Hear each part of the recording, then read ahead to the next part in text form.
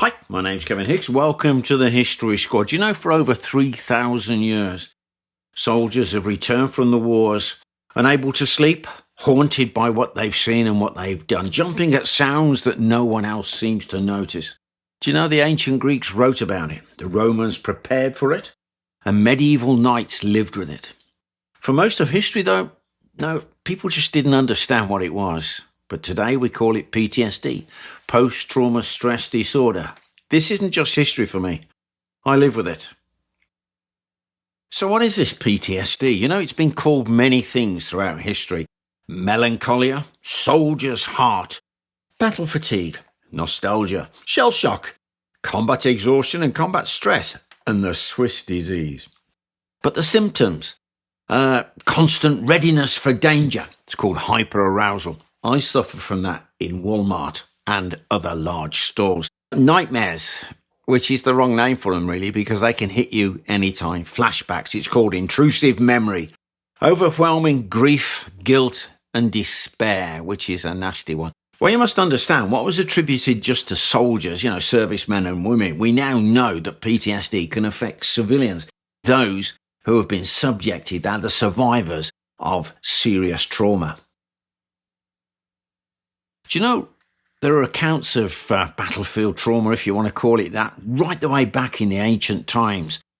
The Assyrian soldiers, 1300 to 600 BC, haunted by ghosts of people killed in battle. They experienced symptoms of vivid nightmares, depression, anxiety and fear. They believed the ghosts of the slain were seeking vengeance. But even in ancient Greece, it was written about by Hippocrates. Even Homer, in his epic book, the Iliad, wrote about it. But it was Herodotus who wrote about the case of Epizelus, who was a seasoned soldier, was in the thick of battle. He's confronted by a giant of a man, and he describes it as casting a dark shadow even over his shield. But this giant of a man didn't go for Epizelus. He killed the man right next to him. And the shock of what happened blinded Epizelus, who never recovered his vision. The shock of being so close to his own death, but then witnessing the death of the guy next to him, a friend, he lost his sight. Now, when you read about the Roman army, Vegetius, in his Epitome of Military Science, his book, he doesn't mention battlefield trauma. What he mentions is about preparing the soldiers for it, placing the recruits in the right place so that as they go into action, they are either bracketed by really hardened soldiers and they can see what they're doing. So they're preparing for them. You see, there was no diagnosis for this battlefield trauma. It was interpreted at the time as divine punishment or madness, or for those who ran away, moral weakness. Now, moving on to the medieval times, you've got the Crusaders who believed they were acting in God's name, killing with religious justification. But after it was all over, they suffered with guilt, spiritual anxiety and a fear of divine judgment. This is now called moral injury. And there's a 14th century knight, Geoffrey de Charny. He wrote that even in safety, knights are beset with great terrors. You know, that's a perfect description of one of the symptoms of PTSD. But it's how medieval society explains this. They called it melancholia. They believed that your humours were out of balance. Maybe you got too much black bile. But the symptoms, fear, despair, sleeplessness, agitation, overlapped with depression and anxiety. Now, from a religious point of view, it was regarded as a spiritual trial sent by God. But the medieval people themselves recognized that grief, exhaustion, overwork could cause melancholia. But it was how they dealt with it I like. For instance, they believed the surgeon treats the body, the priest the soul, and the family provided the care, and the community restored your place in society. Medieval people didn't ignore trauma. They just understood it differently. They didn't try to analyze it. They surrounded it with ritual, belief, most importantly, community. Do you know there's hardly a time in history where battlefield trauma hasn't been written about or alluded to? Even Shakespeare mentions this in his play, Henry IV, where Lady Percy, Kate, confronts her husband, Hotspur, about his erratic behaviour since he's returning from the wars. Talks about his sleep disturbance, his nightmares, hypervigilance, his startled response, and talks about his emotional withdrawal. All these are symptoms of trauma.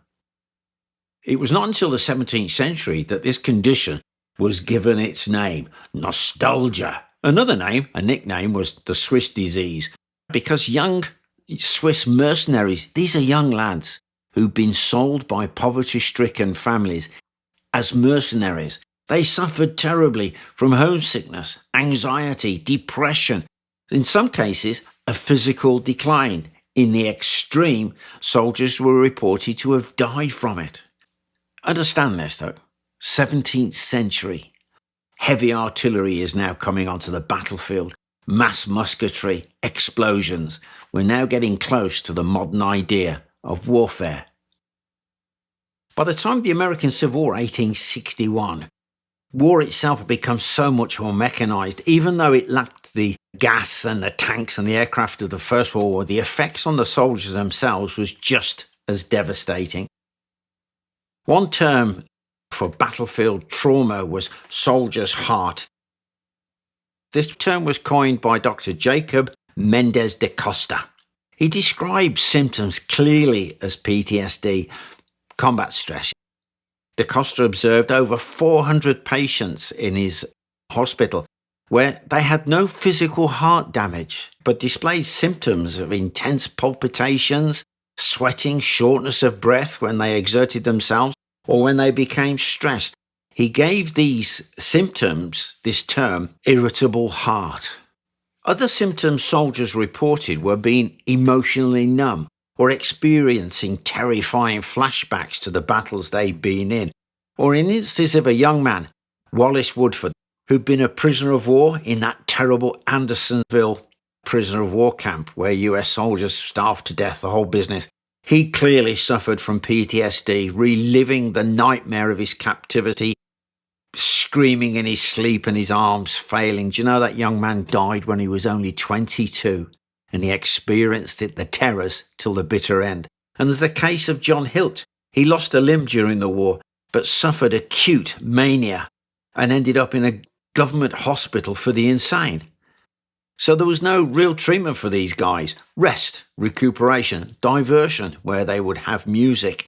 And if they were so severe, then I'm afraid it's the asylum for them. But there were lots of records of attempted suicides by the veterans when they came home. That makes you wonder about the suicides that really succeeded. But when you look at World War I, the First World War, that great meat grinder, the term shell shock was used. It was a kind of a physical explanation. There was something physical that had caused the mental illness. They believed there were lesions, invisible lesions in the brain that were causing it. They had to hold on to the fact that these soldiers were suffering from something physical. But it seems then you look at the symptoms of the shell shock of the First World soldiers, it goes much deeper than anything before. The frozen stare, there's a famous photograph of that soldier is literally frozen, bodies arched as if they're in agony, anxiety, nightmares, soldiers unable to walk properly, shaking uncontrollably. The Seal Hain Military Hospital in 1918 recorded the symptoms before and after treatment of their shell shock victims. And in many cases, there was a marked improvement. There's one guy, he's sitting on the edge of his bed. He suffered with amnesia and word blindness, except for the word bomb. And you can see here the effect that word has upon him. He immediately dives under the bed, absolutely terrified. But what soldiers have been through? Relentless bombardments, the shock of explosions as the explosive waves pass through your body, the noise, the intimate violence, constantly witnessing death, living amongst the dead, the appalling conditions. It's enough to drive any man mad. And in the British Army, shell shock was often seen as a weakness, a moral weakness, or cowardice. You know, the British shot over 300 soldiers executed by firing squad at dawn. Many of these men would, for sure, have been suffering from shell shock. For example, take the case of Harry Farr, Private Harry Farr. He'd been in the army since 1910, joined, I believe, when he was 16 or 17. And he'd been fighting all the time through 1914 up until the summer of 1915, when he was evacuated, suffering from shell shock. That's kind of a big clue, isn't it? 5 months later, he was sent back to his unit, which was serving in the Ypres salient in Belgium. And on the 14th, 15th of September that year, his unit is going to the front. Private Farr falls out and reports sick. The medics refused to examine him. They ordered him back to the front. He remained behind. He was told that he'd got to go. With the ration party, an NCO was told he'd got to drag him to the front, but they couldn't get him to go. On the 25th of September, Private Farr found himself as a prisoner, and he was put on trial for cowardice in the face of the enemy. Do you know, they didn't even medically examine him. Private Harry Farr, he was shot at dawn, and he has no known grave. So in World War I, the First World War, if you're a common British soldier, lucky enough not to be tied to a post and shot at dawn, but suffering from shell shock, you might be lucky enough to find yourself just behind the front line at a new kind of medical aid post, where there was this new idea of forward psychiatry. The British Army had a system called PIE, P-I-E, proximity, immediacy, expectancy. And this was designed to get these men patched up just enough to send them back to the trenches as soon as possible, manpower being the priority. Men were kept close to the front, still in hearing distance of the bombardment. They might have a day or two of rest, a hot meal, then told to pull themselves together. In the more extreme cases, though, they'd be shipped off to a hospital, where doctors tried things like electric shock therapy, literally passing currents through a man's limbs, or his throat, for example, if he'd lost his voice. Brutal as this sounds, he was actually more effective at getting soldiers back to the front than the alternatives, returning around 2/3 of men back to active duty. Later on, a few doctors began to experiment with more humane approaches, talking therapies, persuasion, even hypnosis. Officers, on the other hand, were treated completely different. They weren't diagnosed with shell shock. They weren't stigmatized by that. They were diagnosed with neurasthenia or exhaustion. They had rehabilitation centres or convalescent homes. One of the most famous was Craig Lockhart in Scotland, lovingly called Dottyville by the patients. Two of its most famous patients were poets Siegfried Sassoon and Wilfred Owen. It's interesting because they were treated better, but they also had longer periods of rest and recuperation. And it's down to the class system. Most of your officers were either upper class or upper middle class, and they were regarded as difficult to replace, where your common working man were regarded as expendable. Sad that is, isn't it? But if you look at my experience when I was a young lad, just 17, before I went in the army, I was working at a mental hospital in Staffordshire, St Matthew's Hospital. And in there, I think there was over 1,000 patients. And a couple of them were actually left over from the First World War. They were shell shock patients. So this is 1970 odd. And you'd think that come the Second World War, they'd have learnt all the lessons. Now, they did believe in the medical system, in the services, that it was a psychological thing that was going on. There was something happening with the mind, but there were still those in the upper echelons of power who regarded somebody who was suffering from combat stress as being a malingerer. The RAF, the Royal Air Force, were the worst, in my opinion, with their lack of moral fibre. And I'll explain. So you're a combat airman. You could be in a bomber, you could be a gunner, or you could be a Spitfire pilot, any of those. And let's say you fly 15 bomber command missions over Germany. It's enough to shred any man's nerves. But if when you landed, when you come back, the guy next to you might have been killed, the front of the aeroplane might have been blown off, you've just got back, you're safe, they'll give you 24 hours off maybe, and then you're back up in the air. And you start to shake. You go and see the doctor. You have to then be careful because you'll be threatened with this classification on your records, LMF, lack of moral fibre. Now, what that carries with it is you lose your rank. All of your trade badges are stripped off you, and you will end up just mopping out the toilets. They had such a way within the system that you will be regarded as nothing. So you imagine having that threat hanging over you. You've come back from an incredible mission and you're threatened. Well, if you don't pull yourself together, you'll be classified LMF, lack of moral fibre. If you look at the Americans during the Second World War, or just as they're entering the Second World War, they had a policy that they would, during the medical examinations of recruits, people trying to come into the Army, the Navy, Air Force, the Marines, that kind of thing, they would be checked for any psychological hints. Because the Americans believed at first that shell shock combat stress was already in you. You were vulnerable to it because of a psychological condition that you already had. However, after the battle for Guadalcanal, horrendous fighting for those US Marines, 500 of them after the battle suffered from severe shell shock, combat exhaustion, combat stress. So they began to realize, oh, hang on a second, there's something causing this. Now, there is a conflict of interest, just like with the British, just like with everybody else. The high command need to get men back into action. The medical need to look after the men. And in Sicily, 1943, August 1943, General Patton, that great American general there, he did a tour of some medical stations, and there's a couple of incidents where he struck a couple of soldiers who he believed were malingering. Private Paul Bennett was the interesting one, really. What Patton didn't realise is the first guy he struck had malaria as well as shell shock, but he didn't bother to ask.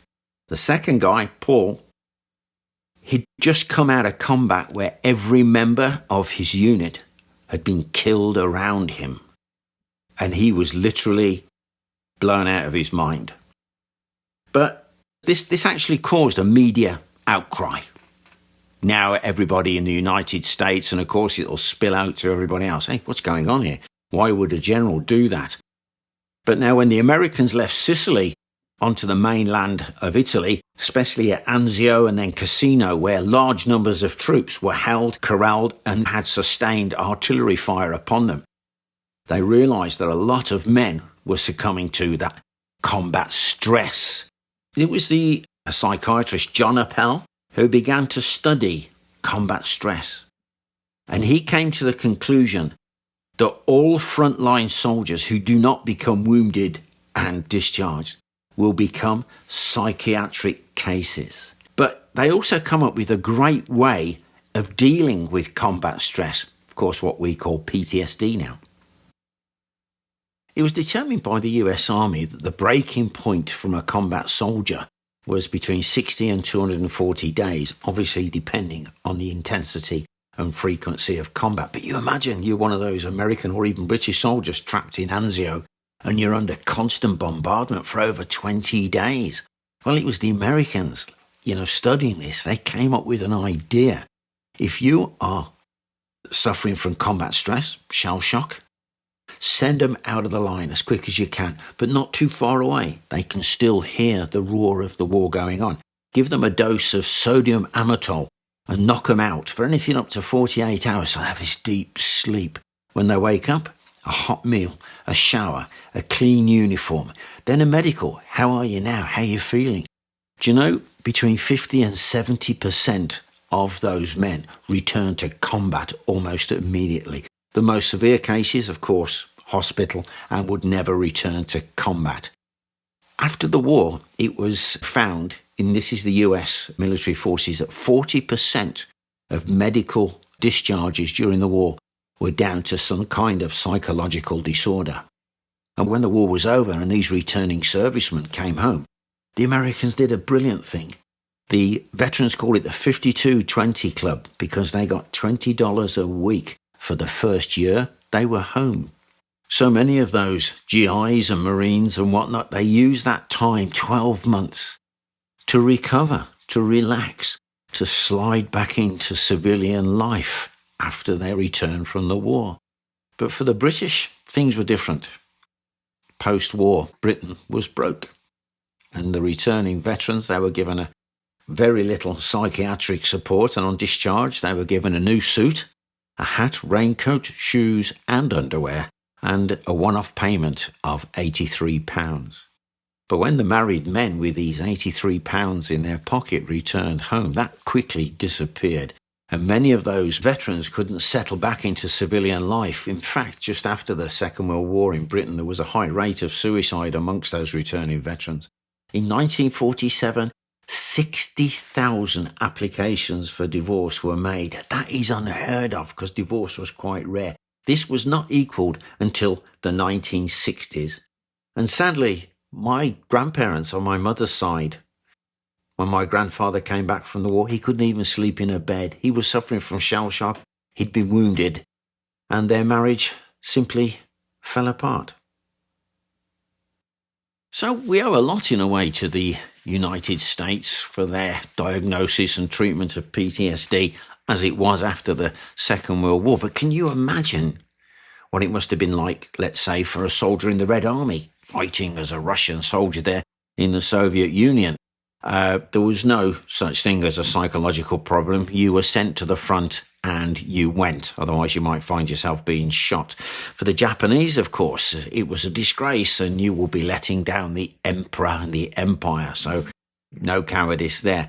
If you were a German soldier in the Wehrmacht or the SS and you've got combat stress, there were some treatments, but then you went back to the front line. If it was persistent, you might find yourself in a penal battalion, being punished and sent to clear minefields without any real equipment.